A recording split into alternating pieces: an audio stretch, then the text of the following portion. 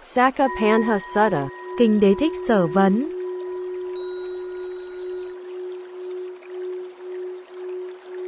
Sakka Panha Sutta. Sakka's questions. A god consults the Buddha. Thus have I heard. Once the Lord was staying in Magadha, to the east of Rajagaha, by a Brahmin village called Ambasanda, to the north of the village on Mount Vedya, in the Indasala cave. And at that time Sakka, Lord of the gods, felt a strong desire to see the Lord. And Sakka thought, where is the blessed Lord, the fully enlightened Buddha, now staying?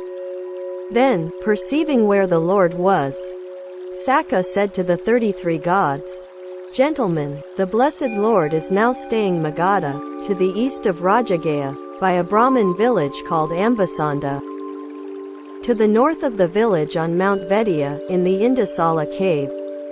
How would it be if we were to go and visit the Lord? Very good, Lord, and may good fortune go with you, replied the 33 gods. Then Sakka said to Pankasika of the Gandhabas, the blessed Lord is staying in Magadha, to the east of Rajagaha, by a Brahmin village called Ambasanda, to the north of the village on Mount Vedya, in the Indasala cave. I propose to go visit him. Very good, Lord, said Pankasika, and, taking his yellow baluva wood lute, he followed in attendance on Sakka. And, just as swiftly as a strong man might stretch forth his flexed arm, or flex it again, Sakka, surrounded by the 33 gods and attended by Pankasika, vanished from the heaven of the 33 and appeared in Magadha, to the east of Rajagaha, by a Brahmin village called Ambasanda, to the north of the village on Mount Vedya. Then a tremendous light shone over Mount Vedya, illuminating the village of Ambasanda. So great was the power of the gods, so that in the surrounding villages they were saying, Look! Today, Mount Vedya is on fire. It's burning. It's engulfed in flames. What is the matter, that Mount Vedya and Ambasanda are lit up like this? And they were so terrified that their hair stood on end. Then Sakka said, Pankasika, it is hard for the likes of us to get near the Tathagata when they are enjoying the bliss of meditation, and therefore withdrawn. But if you, Pankasika, were first to attract the ear of the blessed Lord, then we might afterwards be able to approach and see the blessed Lord, the fully enlightened Buddha. Very good, Lord, said Pankasika, and, taking his yellow baluva wood lute, he approached the Indasala cave, thinking, as far as this is neither too far nor too near to the Lord, and he will hear my voice, he stood to one side.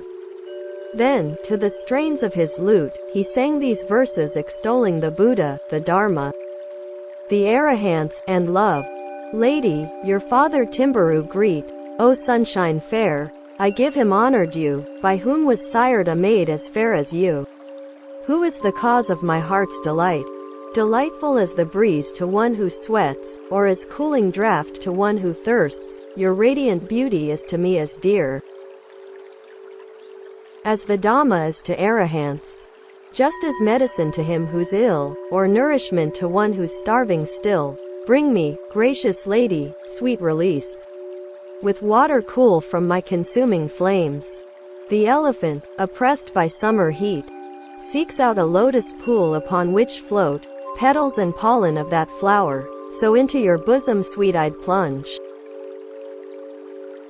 As an elephant, urged by the goad, pays no heed to pricks of lance and spear, so I, unheeding, know not what I do, intoxicated by your beauteous form. By you my heart is tightly bound in bonds, all my thoughts are quite transformed, and I can no longer find my former course, I'm like a fish that's caught on baited hook. Come, embrace me, maiden fair of thighs, seize and hold me with your lovely eyes, take me in your arms, it's all I ask. My desire was slight at first, O maid, of waving tresses, but it grew apace, as grow the gifts that Arahants receive. Whatever merit I have gained by gifts, To those noble ones, may my reward, when it ripens, be your love, my son. Just as that sage would be rejoiced, if he were to gain supreme enlightenment, so I'd rejoice to be made one with you. If Sakka, Lord of 33 gods, were perchance to grant a boon to me, it's you I'd crave, my love for you's so strong.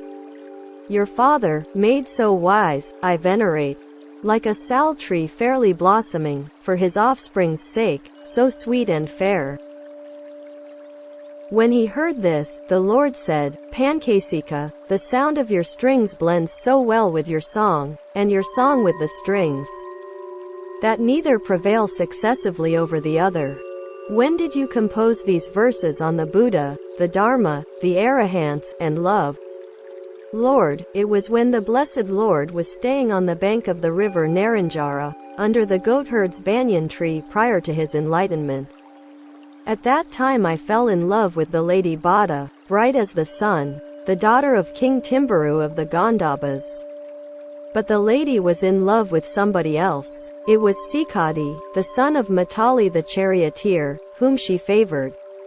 And when I found out that I could not win the lady by any manner of means, I took my yellow beluva wood lute and went to the home of King Timbaru of the Gandhabas, and there I sang those verses.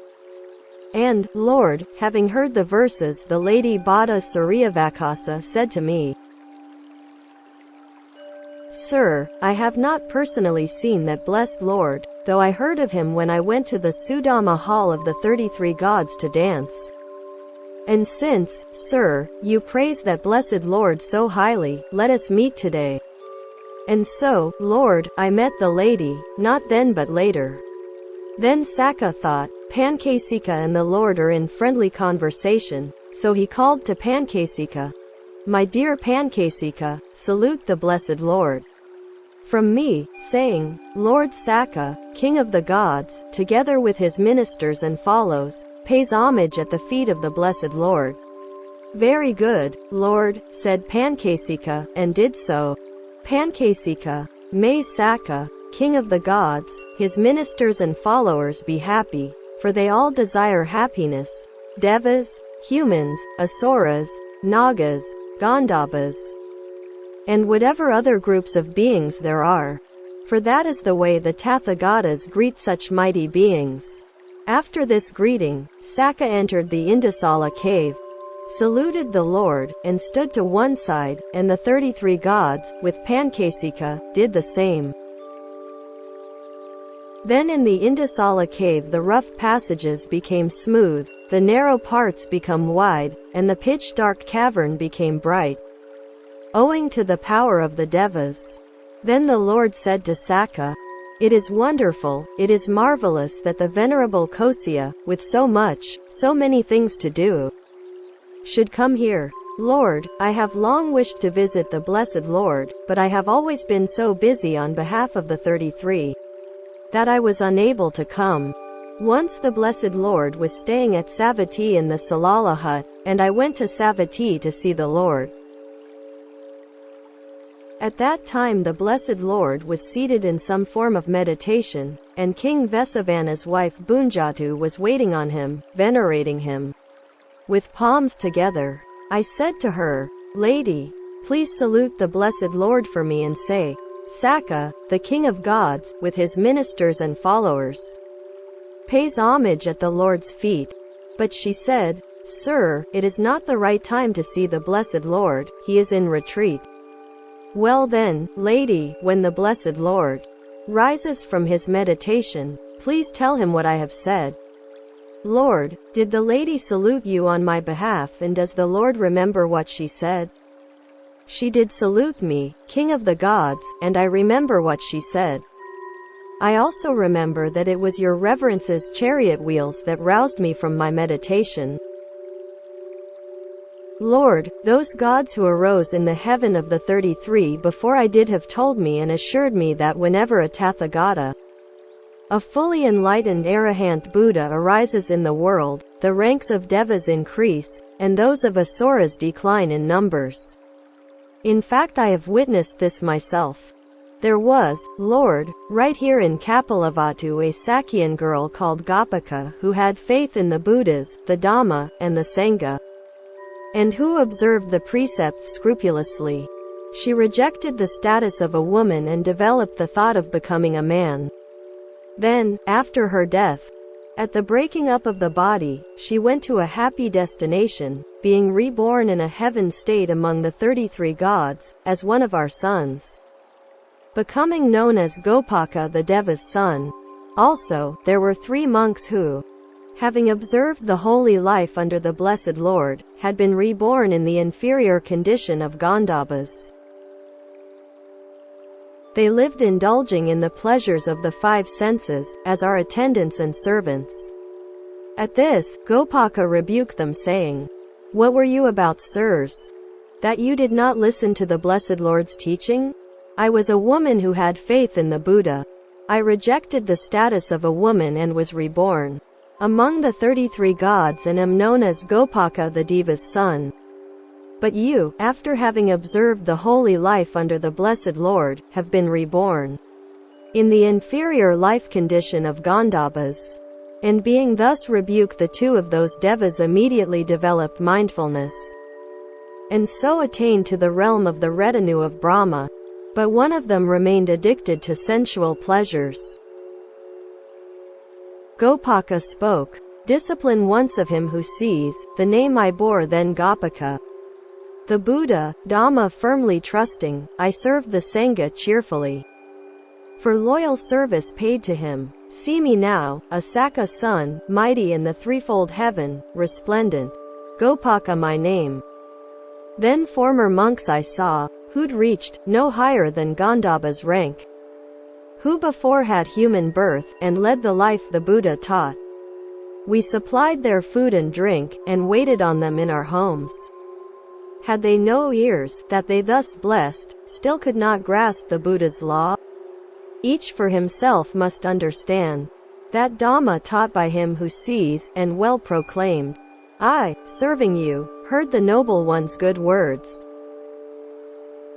And so I'm born, a Sakka son, mighty in the threefold heaven, and resplendent, whereas you, though you served the Prince of Men, and led the matchless life he taught, have reappeared in humble state, and not attained your proper rank. A sorry sight it is to see one's Dhamma fellows sunk so low, that, Gandhabba spirits, you but come to wait upon the gods, while as for me, I am transformed. From household life, and female, I am now reborn a male, a god. Rejoicing in celestial bliss, when thus rebuked by Gopaka, disciple true of Gautama, in sore distress they all replied, Alas, let's go, and strive amain, and be no longer others' slaves. And of the 3, 2 struggled hard, and bore in mind the teacher's word. They purified their hearts of lust, perceiving peril in desires. And like the elephant that bursts all restraining bonds, they broke the fetters and the bonds of lust, those fetters of the evil one, so hard to overcome, and thus the very gods, the 33, with Indra and Pajapati, who sat enthroned in council hall, these 2 heroes, passions purged, outstripped, and left them far behind. On seeing which, Vasava, dismayed, chief amidst that throng of gods, cried, See how these of lesser rank outstrip the gods of the 33. Then hearing of his ruler's fears, Gopaka said to Vasava, Lord Indra, in the world of men, a Buddha, called the Sakyan sage, has gained the mastery of lust. And these his pupils, who had failed in mindfulness when claimed by death, have now regained it with my help. Though one of them is left behind, and still among Gandhabas dwells. These 2, on highest wisdom set, in deep absorption spurn the gods. Let no disciple ever doubt, that truth may yet be realized, by those who dwell in these abodes. To him who's crossed the flood and made an end of doubts, our homage due, the Buddha, Victor, Lord, we give. Even here, they gained the truth, and so have passed beyond greater eminence. Those too have gained a higher place than this, in realms of Brahma's retinue. And we have come, O Lord, in hope that we may gain that truth, and, if the Lord will give us leave, to put our questions to the blessed Lord. Then the Lord thought, Sakka has lived a pure life for a long time. Whatever questions he may ask will be to the point and not frivolous. And he will be quick to understand my answers. So the blessed Lord replied to Sakka in this verse, Ask me, Sakka, all that you desire. On what you ask, I'll put your mind at rest. Being thus invited, Sakka, ruler of the gods, put his first question to the Lord, By what fetters, sir, are beings bound, gods, humans, asuras, nagas, gandhabas, and whatever other kinds there may be whereby, although they wish to live without hate, harming, hostility or malignity, and in peace, they yet live in hate, harming one another, hostile and malign? This was Sakka's first question to the Lord, and the Lord replied, Ruler of the gods, it is the bonds of jealousy and avarice that bind beings so that though they wish to live without hate, they yet live in hate, harming one another, hostile and malign. This was the Lord's reply, and Sakka, delighted, exclaimed, So it is, Lord, so it is, well-farer. Through the Lord's answer I have overcome my doubt and uncertainty. Then Sakka, having expressed his appreciation, asked another question. But sir, what gives rise to jealousy and avarice? What is their origin? How are they born? How do they arise? Owing to the presence of what do they arose? Owing to the absence of what do they arise? Jealousy and avarice, ruler of the gods, take rise from like and dislike. This is their origin. This is how they are born, how they arose. When these are present, they arise. When these are absent, they do not arise. But, sir, what gives rise to like and dislike?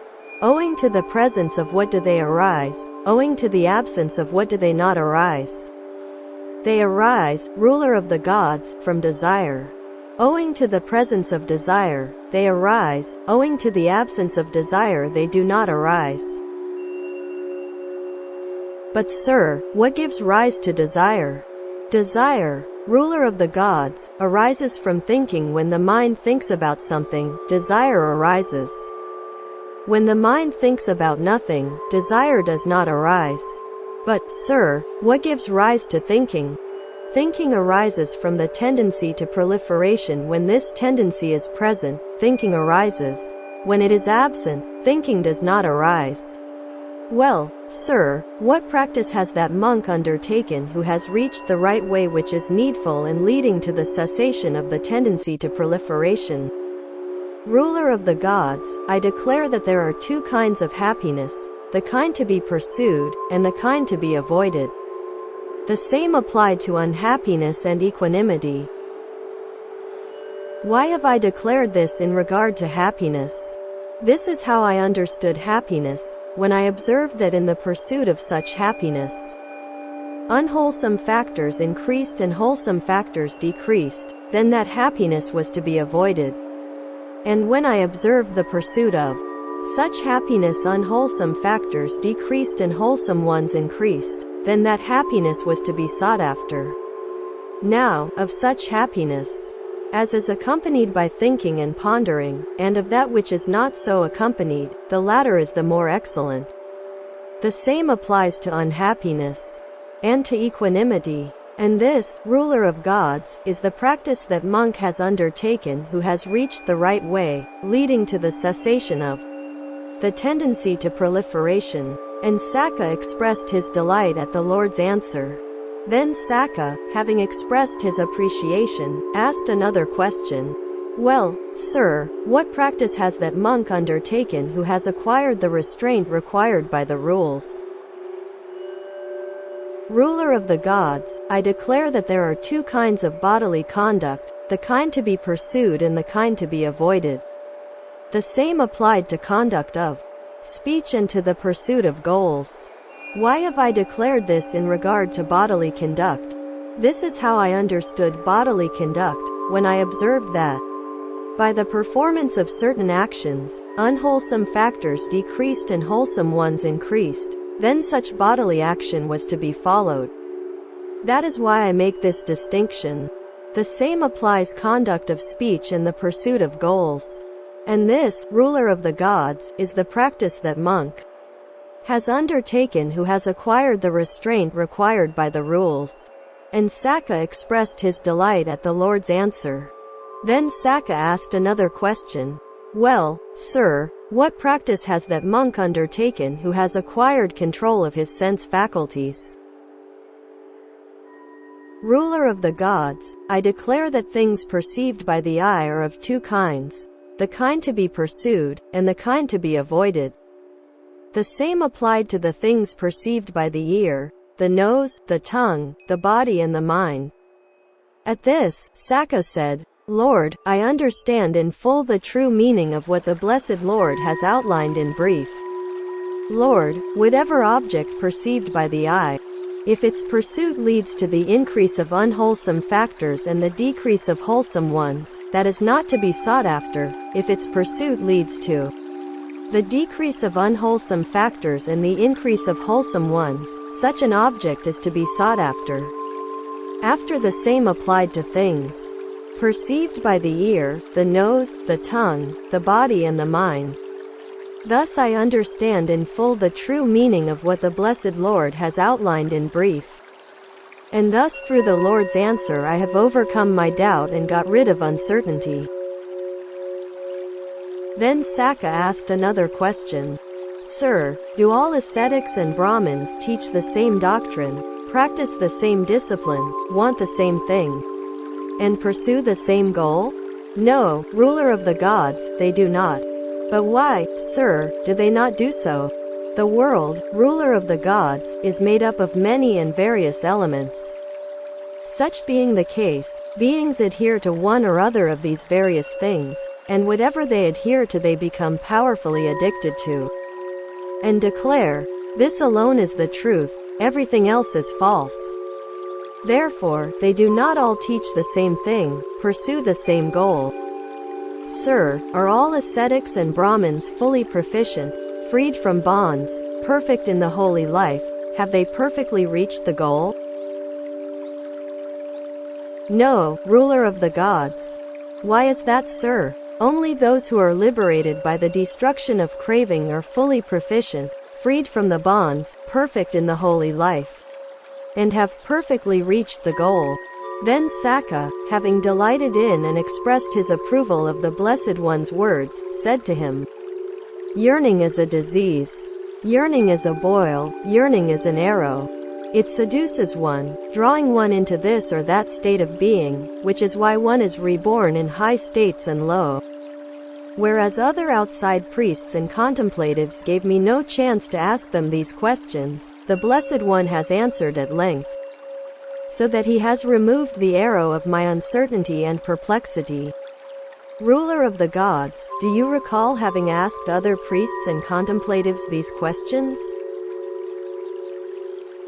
Yes, Lord, I recall having asked other priests and contemplatives these questions. If it's no inconvenience, could you tell me how they answered? It's no inconvenience when sitting with the Blessed One or one who is like him. Then tell me, ruler of the gods, having gone to those whom I considered to be priests and contemplatives living in isolated dwellings in the wilderness, I asked them these questions. But when asked by me, they were at a loss. Being at a loss, they asked me in return, What is your name? Being asked, I responded, I, dear sir, am Sakka, the ruler of the gods. So they questioned me further, but what karma did you do to attain to this state? So I taught them the Dhamma as far as I had heard and mastered it. And they were gratified with just this much. We have seen Sakka, the ruler of the gods, and he has answered our questions. So, instead of my becoming their disciple, they simply became mine. But I, Lord, am the Blessed One's disciple, a stream winner, steadfast, never again destined for states of woe, headed for self-awakening. Ruler of the gods, do you recall ever having previously experienced such happiness and joy? Yes, Lord, I do. And how do you recall ever having previously experienced such happiness and joy? Once, Lord, the Devas and Asuras were arrayed in battle. And in that battle the Devas won, while the Asuras lost. Having won the battle, as the victor in the battle, this thought occurred to me. Whatever has been the divine nourishment of the Asuras, whatever has been the divine nourishment of the Devas will now enjoy both of them. But my attainment of happiness and joy was in the sphere of violence and weapons. It didn't lead to disenchantment, to dispassion, to cessation, to calm, to direct knowledge, to self-awakening, to unbinding. But my attainment of happiness and joy on hearing the Blessed One's Dhamma is in the sphere of no violence, the sphere of no weapons. It leads to disenchantment, to dispassion, to cessation, to calm, to direct knowledge, to self-awakening, to unbinding. And, ruler of the gods, what things do you call to mind when you amid experiencing such satisfaction and happiness as this? Lord, at such a time, 6 things come to mind at which I rejoice. I who merely as a god exist, have gained the chance, by karma, of another earthly life. That, Lord, is the first thing that occurs to me. Leaving this non-human realm of gods behind, unerringly I'll seek the womb I wish to find. That, Lord, is the second thing, my problems solved. I'll gladly live by Buddha's law, controlled and mindful, and with clear awareness filled.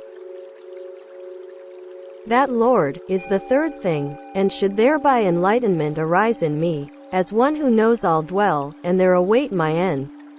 That, Lord, is the fourth thing, then when I leave the human world again, I'll be once more a god, and one of highest rank. That, Lord, is the fifth thing, more glorious than devas or the peerless gods, among whom dwelling I shall make my final home. That, Lord, is the sixth thing that occurs to me, and these are the 6 things at which I rejoice. Long I wandered, unfulfilled, in doubt, in quest of the Tathagata. I thought, hermits who lived in seclusion and austere, must surely be enlightened. I'll seek them. What must I do to gain success, and what course but leads to failure? But thus asked, they could not tell me how to tread the path. Instead, when they found out that I am king of gods, they asked me why I'd come to them, and I it was who taught them what I knew of Dhamma, and at that, rejoicing, they cried, "It's Vasava, the Lord, we've seen. But now, I've seen the Buddha, and my doubts are all dispelled. My fears are allayed. And now to the enlightened one I pay homage due, to him who's drawn the dark of craving, to the Buddha, peerless Lord. Mighty hero, kinsman of the sun, just as Brahma's worshipped by the gods, so likewise today we worship you.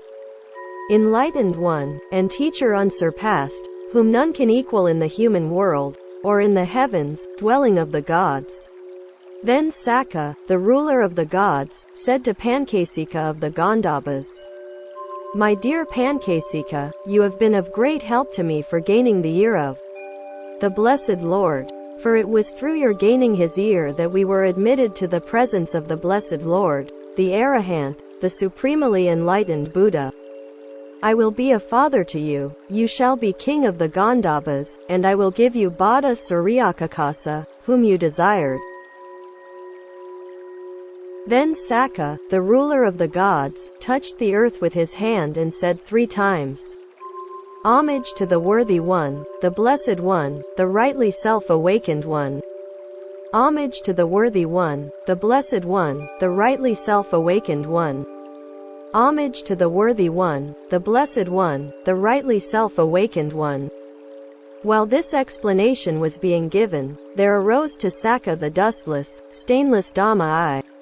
Whatever is subject to origination is all subject to cessation, as it also did to his following of devas.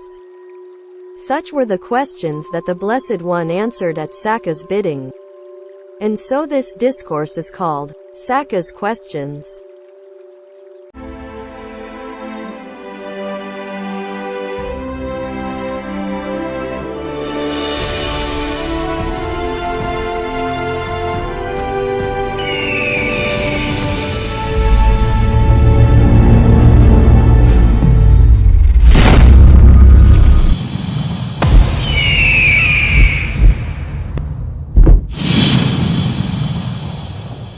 Adi Da Fat TV